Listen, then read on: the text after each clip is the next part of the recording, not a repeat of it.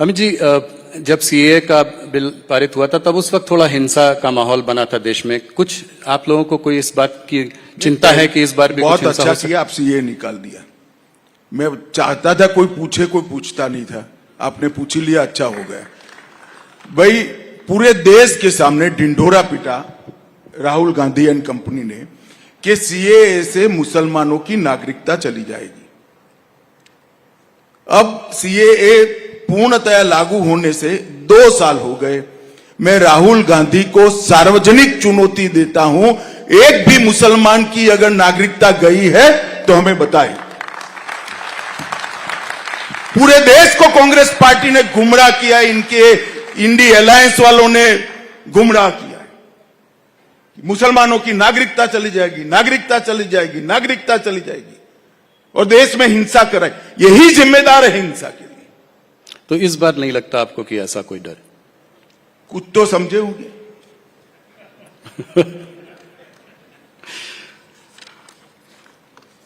अमित जी, थोड़ा दूसरे subject delimitation की ओर बढ़ते हैं। ये मुद्दा भी बहुत गर्म रहा है पिछले कुछ महीनों में। तो डिलिमिटेशन से क्या आप आज ये आश्वासन साउथ सदर्न स्टेट्स को दे सकते हैं कि डिलिमिटेशन से उनकी सीटों पे कोई कमी नहीं आएगी प्रोपोर्शनेटली? देखो, मेरे कोरे आश्वासन से शायद साउथ के हमारे भारतीय है वो नहीं समझ पाएंगे। मैं थोड़ा कहना चाहता हूं। जरूर। हिमाचल में कांग्रेस की सरकार है जी, वहां डिलिमिटेशन के लिए कुछ हो रहा है? जरा बोलो ना भाई। जी जी, नहीं हो रहा है। नहीं। कई जगह इंडी अलायंस की सरकार है, वहां डिलिमिटेशन के लिए कुछ हो रहा है? नहीं। सिर्फ तमिलनाडु में क्यों हो रहा है? चुनाव आ रहा है। चुनाव है। अभी डिलिमिटेशन सरकार ने घोषित किया है क्या? जी नहीं। नहीं। एक सेकंड। हाँ, जी जी। डिलिमिटेशन एक्ट हमने बनाया है क्या? नहीं बना जी नहीं। डिलिमिटेशन कमीशन में किसी सुप्रीम कोर्ट के जज को अपॉइंट किया है क्या? नहीं किया है। तो आज है क्या? क्योंकि रैंपड करप्शन कर कर तमिलनाडु की जनता आपके खिलाफ हो गई है। इसको ढकने के लिए ये मुद्दा आज उठा रहे हो। आज बुरहत क्या है डिलिमिटेशन लाने का? मगर आपने कहा है, मैं स्पष्टता कर ही देता हूं। दक्षिण के किसी भी राज्य ने, किसी भी मतदाता ने, किसी भी पॉलिटिकल पार्टी ने चिंता करने की जरूरत नहीं है। भारतीय जनता पार्टी का वादा है कि किसी को अन्याय नहीं होगा। आपकी प्रोरेटा सीटें बनी रहेंगी। तो मतलब अगर 7.5 सीटें होंगी तो प्रोरेटा के हिसाब से उनकी जो बनती है 180 मैंने कह ही दिया भैया। हाँ, पहले भी कह चुका हूं जी। मगर ये सुनना ही नहीं चाहते जी। क्योंकि ये शोर शराबा बंद कर देते हैं तो उनको करप्शन का जवाब देना पड़ेगा, उनको परिवारवाद का जवाब देना पड़ेगा। चुनाव मुद्दे पर वो चाहते नहीं। तो जैसे 750 सीटें अगर हो गई तो उत्तर प्रदेश की सीटें भी बढ़ के 110 120 हो जाएंगी। तो ये बहुत बड़ा नंबर है। राहुल जी, जी। ऐसा है कि डिलिमिटेशन कमीशन का हर बार एक्ट बनाना पड़ता है। अभी तक की एक्ट का आयुष्य 25 तक था। अब नया एक्ट आएगा तो वो भी समझते हैं, हम भी समझते हैं, पार्लियामेंट में आएगा। छिप छिपा कर नहीं हो सकता। इसके पहले ऑल पार्टी कंसल्टेशन होगा, एक्ट आएगा, शायद समिति को भी जाएगा या डायरेक्ट भी होगा तो चर्चा होगी ना जी। अभी कुछ आया ही नहीं है और आप हो अल्लाह कर रहे हो क्योंकि आपको चुनाव में मुद्दा चाहिए। मैं ये कह रहा था कि अगर उत्तर प्रदेश में इतनी ज्यादा सीटें हों तो जैसे मायावती जी एक समय कहा करती थी कि उस प्रदेश का विभाजन होना चाहिए, 4 टुकड़ों में उसको बांटना चाहिए। देखिए, वो वोट बैंक के लिए कर रहे हो, आप टीआरपी के लिए कर रहे हो। अभी भैया आया ही नहीं है डिलिमिटेशन। काहे को डिलिमिटेशन करते हैं? डिलिमिटेशन अमित जी तभी हो सकता है जब नया सेंसस आए। तो ये कैसे होगा, कब होगा? और इसमें कास्ट सेंसस की जो बात चल रही है, जो ऑपोजिशन की भी डिमांड है, उस पर आपका क्या विचार? गट डिलिमिटेशन भी 2001 के जनगणना के आधार पर हुआ था। ऐसा जरूरी नहीं है, परंतु डिलिमिटेशन जब भी करना पड़ेगा, किस प्रकार से करेंगे, किस जनगणना के आधार पर करेंगे और किस प्रकार से करेंगे, ये सारा एक कानून बनकर संसद में पारित होता है। तब जाकर डिलिमिटेशन की प्रक्रिया शुरू होती है, क्योंकि वो हमारे लोकतंत्र का मूल आधार है।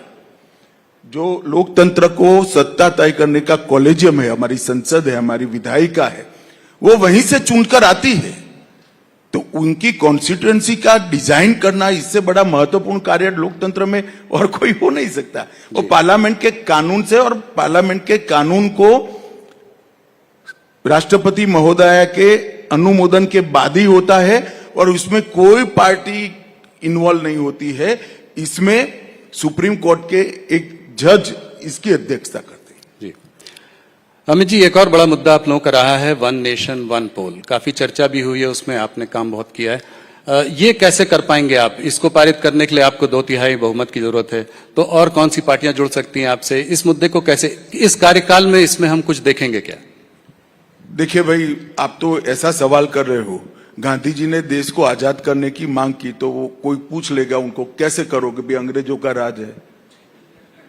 ऐसा है भाई, हम हमारा मुद्दा लेकर जनता के सामने गए हैं, हम जनता के बीच में कार्यक्रम कर कर भी जा रहे हैं। 2-3 साल होते होते माहौल ऐसा होगा कि कोई party one nation one election का विरोध नहीं कर पाएगी, क्योंकि ये देश के भले में है।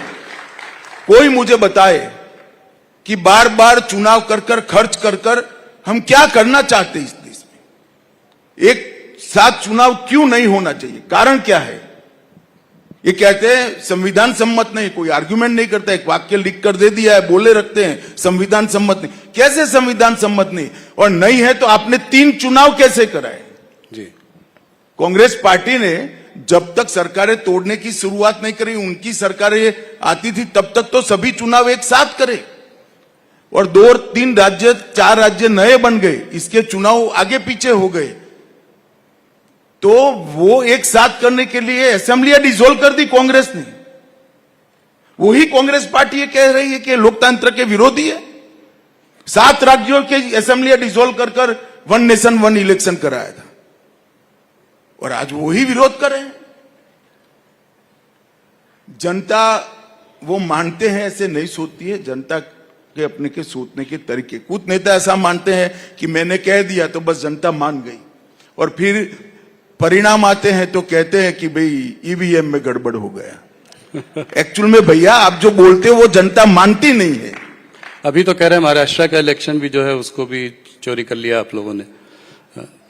अगर हम जीत जाते तो क्या, वो जीत जाते तो क्या कहते?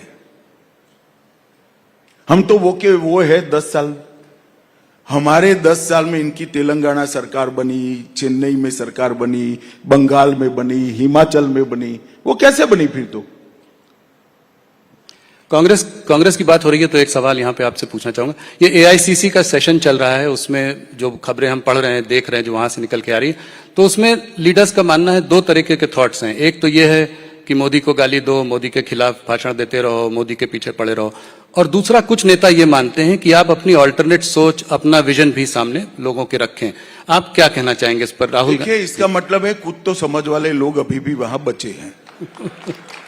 क्योंकि इतने सालों का अनुभव है, 2001 से लेकर 2025 तक का, जितनी बार मोदी जी को गाली दी, इनकी माता जी ने भी दे दी, इन्होंने भी दे दी, जितनी बार गाली दी मोदी जी और मजबूत होकर बाहर आए हैं। उनको मालूम नहीं हमारे दल का चुनाव चिन्ह कमल है, जो कीचड़ में ही खिलता है, ज्यादा खिलता है। तो हम तो गालियों के कीचड़ में ही खिलकर बाहर आते हैं, वो उनको मालूम नहीं। अमित जी, आपको काफी दिनों बाद इस बार इंटरव्यू कर रहा हूं। 2024 के चुनाव के समय आपसे बात